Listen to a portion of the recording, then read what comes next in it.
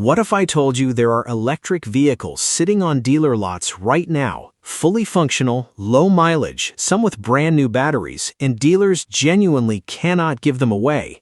Not because they're broken, not because they're obsolete, but because of bad press, bad timing, and a used EV market that is so out of whack right now that some of these cars are selling for less than half of what they cost brand new just 3 or 4 years ago. Today we're talking about 3 specific EVs that are, in the words of people who work at dealerships, rotting on lots.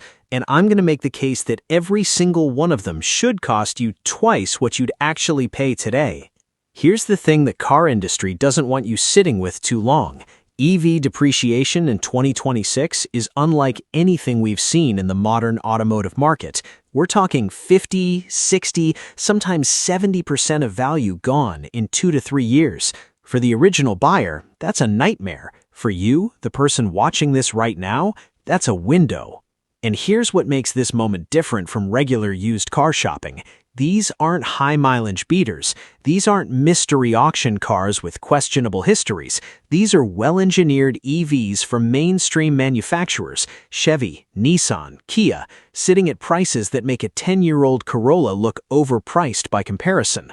What they all have in common: battery chemistry that holds up, rock-bottom running costs, minimal maintenance, and dealer lots that are getting desperate. The cars are real. The deals are real. Let's get into it.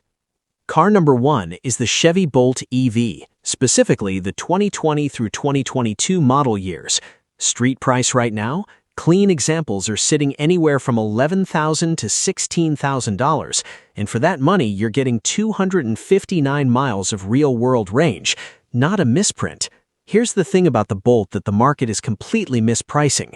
GM replaced the entire battery pack under warranty for the majority of these cars, following a well-publicized recall. That recall, which made a lot of noise in 2021 and 2022, was about fire risk in certain battery cells, and GM's response was to replace the packs entirely, fully, at no cost to owners. What that means for you as a buyer today is that a huge portion of used Bolts on the market are literally driving around on new battery packs. You're not buying a car with a bad battery. You're buying a car that had a bad battery story, got a new battery, and now suffers from the reputational hangover of a problem that was already fixed. That's the rot. It's not mechanical, it's psychological, and the market is pricing it like the problem is still there. Running costs on the Bolt are brutal in the best way. We're talking 3 to 4 cents per mile on electricity versus 12 to 15 cents per mile on gas for a comparable vehicle. If you drive 15,000 miles a year, you're looking at potentially $1,200 to $1,500 in annual fuel savings every year on a car you bought for $13,000. There's one honest thing to watch for. The 2020 models produced before the recall completion may still have older packs. Always verify the recall was completed before you buy. Carfax alone won't confirm it. Ask for dealer service records. Specifically look for the documentation of the battery replacement. If it's there, you're buying a car with a new battery. If it's not there, negotiate like you're not. The Bolt is the most rational purchase on this list. It's not glamorous, it doesn't pretend to be. It's a 259-mile range electric hatchback with what amounts to a new battery, available for the price of a 10-year-old Corolla with 90,000 miles on a gas engine. The math doesn't lie. Car number 2 is where we have to have an honest conversation, because the name Leaf carries baggage, and not all of it is deserved for the model we're talking about. The Nissan Leaf Plus, specifically the 2019 through 2021 model years, with the 62 kilowatt-hour battery. Street price? $12,000 to $18,000 for solid, well-maintained examples. Here's the history you need to know. Early Leafs, we're talking pre-2018, the smaller 24 and 30 kilowatt-hour packs had a real problem with battery degradation, especially in hot climates. The older Leaf used passive battery cooling. In places like Arizona or Texas, owners saw their range drop noticeably over time. That story got out, it circulated, and it lodged itself in the public memory in a way that is never fully cleared. But the Leaf Plus is a different car. 62 kilowatt hours of actively managed battery, real-world range around 212 miles, a substantially more refined interior, and a battery track record that, when you look at actual owner data, holds up meaningfully better than the older models. The market doesn't know this distinction. Buyers hear Leaf, remember the degradation story, and close the tab. Dealers take Leaf Plus units in on trade and watch them sit because the walk-in customers do the same thing. They recognize the name, carry the old narrative, and walk towards a gas car instead. That's an information gap, and as a buyer, an information gap is the most useful thing in the world. What makes the Leaf Plus a genuine deal right now is it was a $38,000 to $43,000 car new, with destination and dealer margin built in. Today, you can find 2020 and 2021 examples with 25,000 to 35,000 miles in the mid to upper teens. That's more than 50% depreciation on a car that, if you buy the right year and verify battery health, should give you well over 100,000 miles of solid service. One rule that is non-negotiable with any used Leaf Plus: poll the battery state of health before you buy. You can do this with a Leaf Spy OBD2 dongle for about $20, or ask a Nissan dealer to run the diagnostic. You want to see state of health above 85%. Above 90 is excellent. Below 80, either walk away or use it as hard negotiating leverage. The Leaf Plus is the volume play. More inventory than almost any other used EV. More supply means more negotiating power. And the right example, 62 kilowatt hours, verified battery health, 2019 or newer, is a car the market is deeply undervaluing because of sins committed by a smaller battery pack in a previous generation.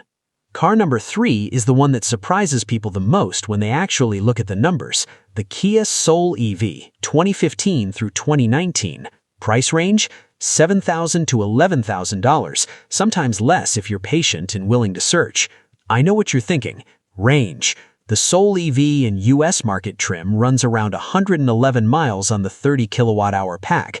In 2026, when EVs are routinely advertising 300-plus miles, that number sounds like a deal-breaker. And if you need to drive 90 miles a day or take frequent highway road trips in a single car, it is a deal-breaker. I'll be straight with you about that. But here is who this car is actually perfect for: the urban or suburban driver with a 15 to 25-mile daily commute who wants to stop handing money to a gas station every week. The person in a two-vehicle household who needs a second car for daily errands, school runs, and commuting, and has another option when distance matters. That buyer exists in enormous numbers, and for that buyer, the Soul EV math is almost absurd. Here's what makes the Soul EV underrated beyond the range number. Kia engineered it conservatively. The battery management is solid. Owners who maintain these cars report minimal degradation even at 70,000, 80,000, and beyond. The drivetrain is proven to be genuinely reliable across the ownership community. And the car itself, the boxy, upright Soul body, is practical, comfortable, and genuinely fun to drive in a city context. Tight turning radius, great visibility, and easy to park. And at $8,000 to $10,000, you are buying an electric vehicle for less than the average American spends financing a used gas car they'll still be paying off in 3 years. No oil changes, no timing belt, no fuel, just electricity, tires, and brake fluid. And because regenerative braking does most of the work, the brakes last longer too. Watch out for the earliest 2015 and 2016 examples with very high mileage and no service documentation. And as with every car on this list, get a pre-purchase inspection from a shop familiar with EVs and verify battery health before you commit. The Soul EV is the most overlooked car on this list. It gets dismissed on range by buyers who aren't actually its target customer. For the right buyer, urban, short commute, second vehicle, it is one of the best dollar-for-dollar purchases in the entire used car market right now. 3 rules, non-negotiable. 1. Always verify recall completion, especially on the Bolt. A completed battery recall isn't a red flag, it's the opposite. It means you're getting a new pack on a used car budget. Get the service records, confirm the paperwork. 2. Run your actual commute numbers before you dismiss a car on range. The average American drives 37 miles a day. For most people watching this, 111 miles of range covers 3 days of driving. 212 miles covers nearly 6. Range anxiety is often a psychological response to a big number, not a real-world problem for how most people actually use a car. 3. Get a pre-purchase inspection from an EV familiar shop. Battery health is everything with an EV. It is the one thing you cannot negotiate your way out of if you buy wrong.